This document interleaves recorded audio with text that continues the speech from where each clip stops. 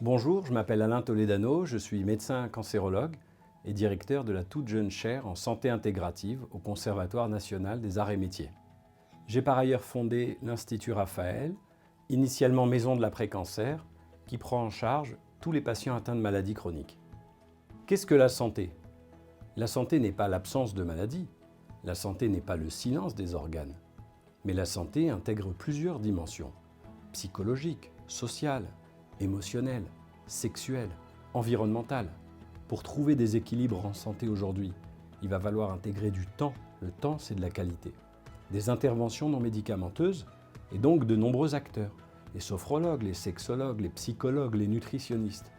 Ce mouvement d'intégration avec cette vision de la santé globale, on l'appelle la santé intégrative, qui combine ce qu'il y a de mieux dans les médecines qu'on appelle traditionnelles et les médecines complémentaires. Aujourd'hui, on clive, on différencie, on cherche des expertises. L'intelligence va être dans la synthèse, la coordination, ce qu'on appelle l'intégration. On a de la chance en France. On a un système de santé accessible, solidaire, qui coûte près de 260 milliards d'euros. C'est un effort colossal.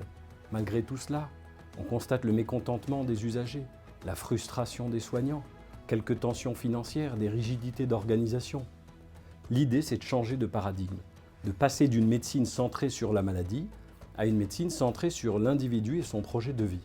On prescrit dans plus de 90% des cas des médicaments. On en jette une boîte sur deux à la poubelle.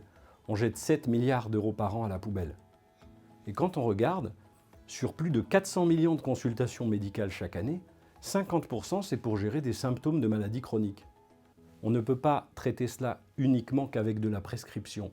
Et donc passer d'une médecine prescriptive à une médecine intégrative, avec un parcours santé global, va être un des objets de la transformation de la santé de demain. Il va nous falloir une nouvelle doctrine pour améliorer la santé. Le non-abandon, l'accueil, l'autonomisation du patient, la démocratie sanitaire, l'éthique du care, pas uniquement soigner, mais prendre soin. Le numérique va nous aider, cette transformation numérique qu'on appelle de nos voeux, parce qu'on va déléguer des tâches répétitives à des logiciels capables et on va pouvoir réhumaniser la médecine, repenser la santé dans un parcours d'ensemble. Nous avons créé cette chaire en santé intégrative pour promouvoir l'intégration des différentes disciplines et dimensions de la santé, valoriser des recherches, travailler sur les interventions non médicamenteuses, créer des collaborations au niveau national, international. Au début, le numérique servait à mesurer, stocker, analyser les données, et les données à grande échelle. Maintenant, on travaille sur une autre génération de problématiques, et notamment les thérapies digitales. Ce numérique va nous servir à grande échelle, à aider au diagnostic, à améliorer la personnalisation des traitements, à aller chercher de l'information microscopique, génétique, pour nous aider par exemple à mieux traiter les cancers, à savoir que c'est un ensemble de maladies singulières. Et donc on va arrêter d'étiqueter les patients de la même façon en étant plus efficient dans nos approches. Tout cela grâce au numérique. Nous avons comme objectif d'arrêter de cloisonner la médecine et de créer du mécontentement parce qu'un patient a besoin de bien plus que l'attention d'un expert, d'un organe ou d'une maladie. Avec un collectif européen, avec les collègues américains, nous sommes en train de mettre en place des facilités académiques, des projets de recherche pour arriver à valoriser ce soin qui va intégrer toutes les disciplines et qui va se recentrer sur la personne au lieu de ne traiter que la maladie. Une autre action fondamentale du numérique, c'est de permettre la prévention. Finalement, on pense souvent la santé et l'hôpital. L'hôpital, c'est très important, mais ce n'est pas suffisant. Il faut qu'on pense la santé de la prévention à la réhabilitation. Vous savez que 40% des cancers sont évitables. Et 80% des maladies cardiovasculaires sont évitables si on s'occupe de l'alcool, du tabac, de la sédentarité et du surpoids. Mais on a moins de 3% des budgets qui sont alloués à la prévention. Nous avons créé l'Institut Raphaël. Raphaël, c'est l'ange de la guérison, pour accompagner tous ces patients atteints de maladies chroniques.